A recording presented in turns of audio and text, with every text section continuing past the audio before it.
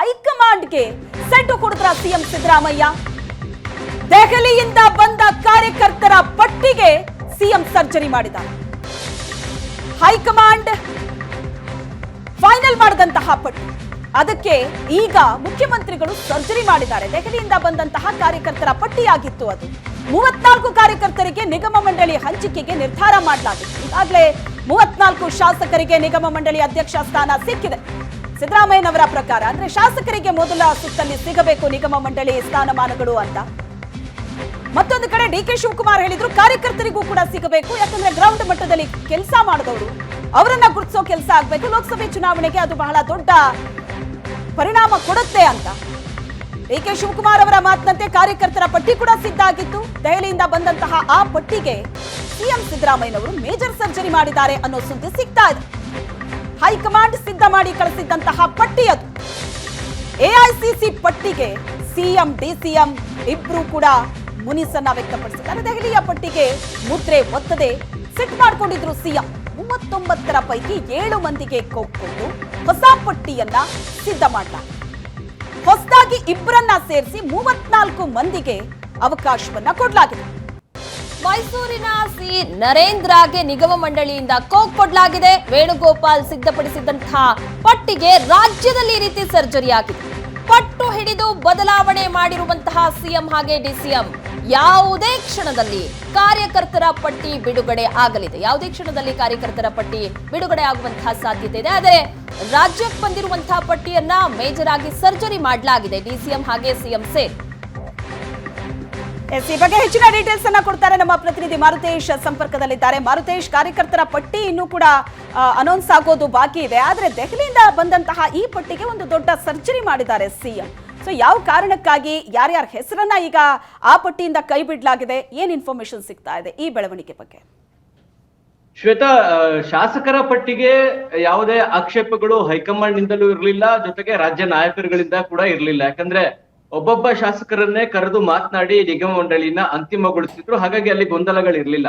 ಆದ್ರೆ ಕಾರ್ಯಕರ್ತರ ಪಟ್ಟಿಯನ್ನು ಅಂತಿಮಗೊಳಿಸುವಂತ ವಿಚಾರಕ್ಕೆ ಸಂಬಂಧಪಟ್ಟ ಹಾಗೆ ಕೇಂದ್ರದ ನಾಯಕರು ವರ್ಸಸ್ ರಾಜ್ಯದ ನಾಯಕರು ಅನ್ನುವಂತ ಪರಿಸ್ಥಿತಿ ನಿರ್ಮಾಣ ಆಗಿದೆ. ಯಾಕಂದ್ರೆ ಇಲ್ಲಿಂದ ಅಪ್ರೂವ್ ಆಗಿ ಹೋಗಿದ್ದಂತಹ ಸುಮಾರು 39 ಕಾರ್ಯಕರ್ತರ ಪಟ್ಟಿಯಲ್ಲಿ 4 ರಿಂದ 5 ಹೆಸರುಗಳನ್ನ ತೆಗೆದು ಹೈಕಮಾಂಡ್ ನ ನಾಯಕರು, ಅದರಲ್ಲಿ ವೇಣುಗೋಪಾಲ್ ಸುರ್ಜೇವಾಲಾ ಕೂಡ ಭಾಗಿ ಅಂತಾನೆ ಹೇಳ್ಬಹುದು.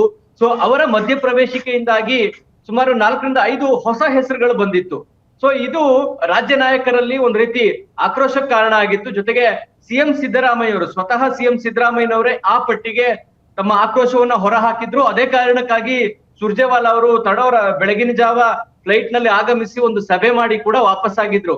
ಅಂದ್ರೆ ಮುಖ್ಯಮಂತ್ರಿಗಳ ಸಿಟ್ಟು ಅಷ್ಟರ ಮಟ್ಟಿಗೆ ಇತ್ತು. ಕಾರಣ ಏನು ಅಂದ್ರೆ ಹೈಕಮಾಂಡ್ ಕಳಿಸಿದಂತಹ ಪಟ್ಟಿಯಲ್ಲಿ ಮುಖ್ಯಮಂತ್ರಿಗಳ ವಿರುದ್ಧ ಚುನಾವಣಾ ಸಂದರ್ಭದಲ್ಲಿ ಕೆಲಸ ಮಾಡಿದಂತವರನ್ನ ನಿಗಮ ಮಂಡಳಿಗೆ ಹಾಕಿರುವಂತದ್ದು. ಅದರಲ್ಲಿ ಮೈಸೂರಿನ ನರೇಂದ್ರ ಅವರ ಹೆಸರು ಕೂಡ ಪ್ರಸ್ತಾಪ ಆಗಿತ್ತು.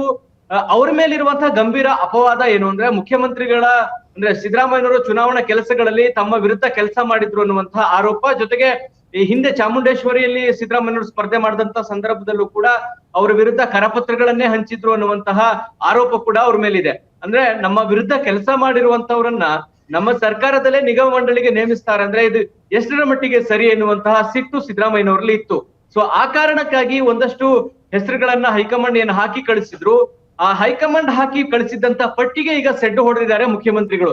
ನಿನ್ನೆ ಆ ಪಟ್ಟಿಯನ್ನ ತರಿಸ್ಕೊಂಡು ಅಂತಿಮಗೊಳಿಸುವಂತ ವಿಚಾರಕ್ಕೆ ಸಂಬಂಧಪಟ್ಟ ಹಾಗೆ ಸುಮಾರು 6 ರಿಂದ 7 ಮಂದಿಯ ಹೆಸರನ್ನ ವಾಪಸ್ ತೆಗೆದು ಇಬ್ಬರ ಹೆಸರನ್ನ ಸೇರಿಸಿ ಅಂತಿಮವಾಗಿ 34 ಮಂದಿಯ ಹೆಸರುಗಳನ್ನ ಫೈನಲ್ ಮಾಡಿದ್ದಾರೆ ಎನ್ನುವಂತ ಮಾಹಿತಿಗಳು ಲಭ್ಯವಾಗ್ತಾ ಇದೆ. ಅಂತಿಮವಾಗಿ ಅದು ಘೋಷಣೆ ಯಾವಾಗ ಆಗುತ್ತೆ ಅನ್ನೋದು ಸದ್ಯಕ್ಕಿರುವಂತಹ ಕುತೂಹಲ. ಆಮೇಲೆ ಹೈಕಮಾಂಡ್ ಇದು ಹೇಗೆ ನೋಡುತ್ತೆ ಅಂತ ಕೂಡ ನೋಡ್ಬೇಕಾಗುತ್ತೆ. ಹೆಸರುಗಳೇನು ಇವಾಗ ತೆಗೆದಿದ್ದಾರೆ, ಆ ಹೆಸರನ್ನ ಸೇರ್ಪಡೆ ಮಾಡಿದ್ದು ಯಾರು ಹಾಗಾದ್ರೆ? ಯಾಕಂದ್ರೆ ಆ ಪಟ್ಟಿ ನೋಡಿದ ತಕ್ಷಣ ಸಿದ್ದರಾಮಯ್ಯನವರು ಬಹಳ ಗರಂ ಆಗ್ತಾರೆ.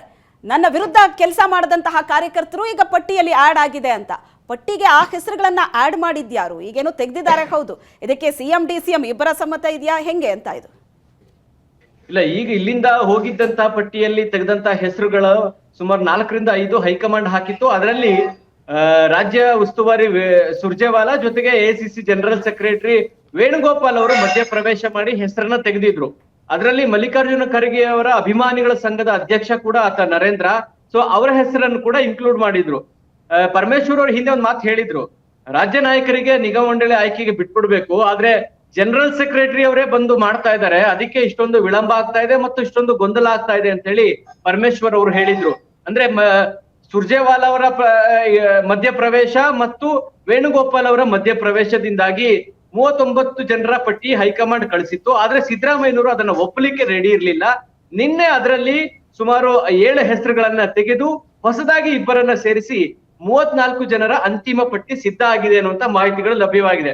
ಅಂತಿಮವಾಗಿ ಅದು ಅಧಿಸೂಚನೆ ಆಗಿ ಬಂದಾಗ್ಲೇ ಗೊತ್ತಾಗ್ಬೇಕಾಗತ್ತೆ. ಆದ್ರೆ ಕಾರ್ಯಕರ್ತರನ್ನ ನಿಗಮ ಮಂಡಳಿಗೆ ನೇಮಿಸುವಂತ ವಿಚಾರದಲ್ಲಿ ಈ ಪ್ರಮಾಣದ ಜಟಾಪಟಿ ಬಹುಶಃ ಹಿಂದೆ ಕೂಡ ನಡೆದಿರ್ಲಿಲ್ಲ ಅನ್ಸುತ್ತೆ.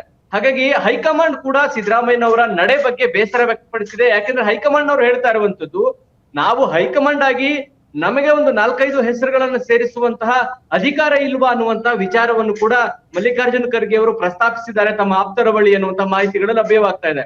ಅಂದ್ರೆ ಹೈಕಮಾಂಡ್ಗೆ 4-5 ನಿಗಮ ಮಂಡಳಿಗೆ ನೇಮಿಸುವಂತ ಅಧಿಕಾರ ಇಲ್ವಾ ನಮ್ಮ ಬಳಿಯೇ ಅನ್ನುವಂತ ಅಸಮಾಧಾನವನ್ನು ಕೂಡ ತೋಡ್ಕೊಂಡಿದ್ದಾರೆ.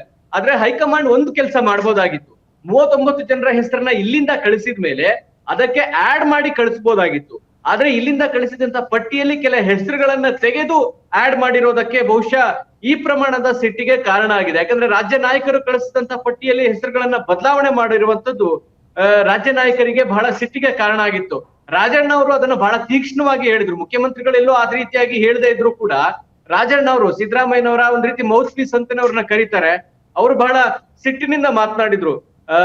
ಹೈಕಮಾಂಡ್ ನಿಂದ ಬಂದಿದ್ದನ್ನ ಅಂದ್ರೆ ಹೈಕಮಾಂಡ್ ಮಧ್ಯಪ್ರವೇಶ ಮಾಡಿ ನಿಗಮ ಮಂಡಳಿ ಮಾಡೋದಾದ್ರೆ ಅದನ್ನ ಒಪ್ಕೊಳ್ಳೋದಕ್ಕೆ ನಾವೇನು ಗುಲಾಮರ ಅನ್ನುವಂತ ರೀತಿಯಲ್ಲಿ ಮಾತನಾಡಿದ್ರು. ಅಂದ್ರೆ ಅವರ ಮಾತುಗಳ ತೀಕ್ಷ್ಣತೆಯನ್ನ ಗಮನಿಸಿದ್ರೆ ಮುಖ್ಯಮಂತ್ರಿಗಳಲ್ಲೂ ಕೂಡ ಅದೇ ರೀತಿಯಾದಂತಹ ಅಭಿಪ್ರಾಯ ಇದ್ದಂಗೆ ಕಾಣಿಸ್ತಾ ಇದೆ.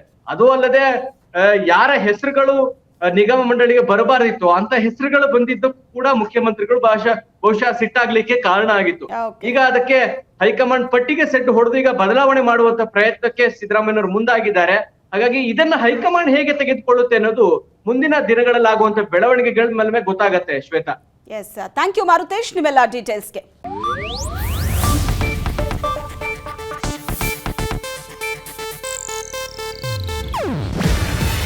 ಇದು ಏಷ್ಯಾನೆಟ್ ನ್ಯೂಸ್ ನೆಟ್ವರ್ಕ್ ಪ್ರಸ್ತುತಿ.